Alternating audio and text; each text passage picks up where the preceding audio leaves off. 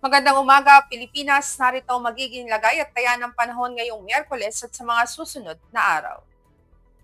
Sa kasalukuyan, ang low pressure area ang ating minomonitor ng mga nakaraang araw ay tuluyan ng nalusaw.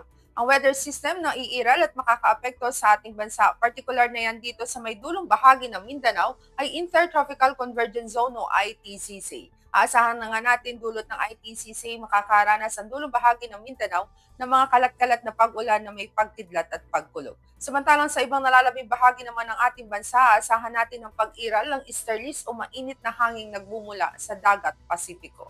Para naman sa magiging lagay at taya ng panahon, aasahan nga natin dulot ng easterlies ang Metro Manila, Central Luzon, ganoon na rin ang Calabarzon, Kalinga, Mountain Province, Ifugao, Benguet, ganoon na rin ang Isabela, Quirino, Nueva Vizcaya, Pangasinan, Oriental Mindoro at Marinduque ay patuloy na makakaranas ng maulap na kalangitan na may kalat-kalat na pag-ulan, pagkidlat at pagkulog. Para naman sa ibang nalalabing bahagi ng Luzon, aasahan naman natin ng bahagyang maulap hanggang sa maulap na kalangitan, ngunit di natin inaalis sa mga posibilidad ng mga pulupulong pag-ulan na kuminsan na may pagkidlat at pagkulog.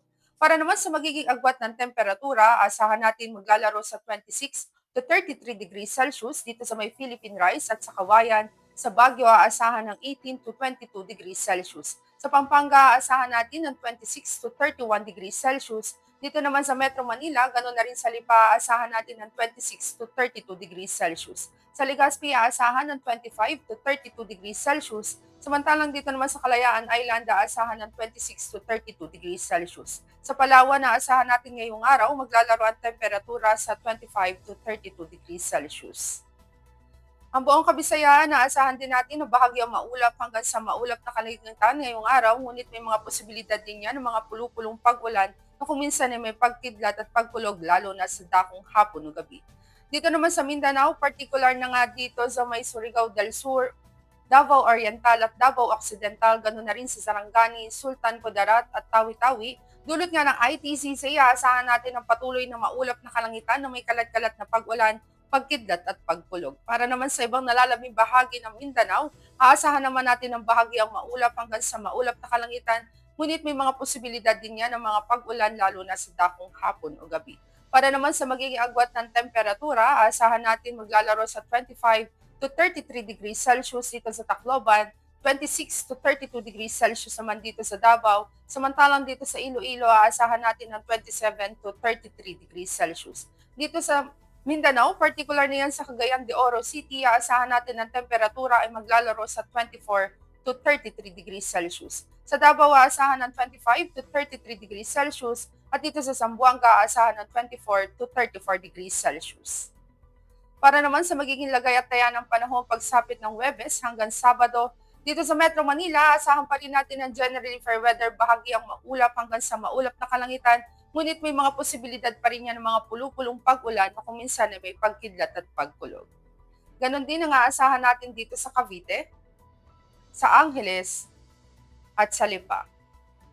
Dito naman sa Puerto Princesa, pagsapit ng Huwebes hanggang Biyernes, aasahan natin ang maulap na kalangitan na may kalat-kalat na pag-ulan, pagkidlat at pagkulog. Asahan naman natin muli ang gradual na pagganda ng panahon pagsapit ng Sabado. Ganon din ang aasahan natin dito sa may Kalayaan Island.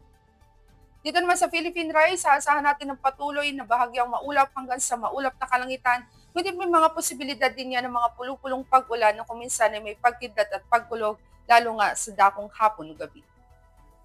Dito naman sa Lapu-Lapu, asahan din natin ang bahagyang maulap hanggang sa maulap na kalangitan na may mga posibilidad ng mga pulupulong pag-ulan na kuminsan na may pagkidlat at pagkulog, lalo na nga sa dakong hapon o gabi hanggang araw ng Biyernes, ngunit pagsapit ng araw ng Sabado, asahan natin ang maulap na kalangitan na may kalat-kalat na pag-ulan, pagkidlat at pagkulog. Dito sa Davao, maging sa Zamboanga, asahan natin sa mga susunod na araw dulot ng ITCC ang maulap na kalangitan na may kalat-kalat na pag-ulan, pagkidlat at pagkulog. Ang araw ay sumikat kanina ng 0528 at asahan natin lulubog sa ganap na 1827. Para naman sa ating moon illumination, meron tayong 53% decreasing.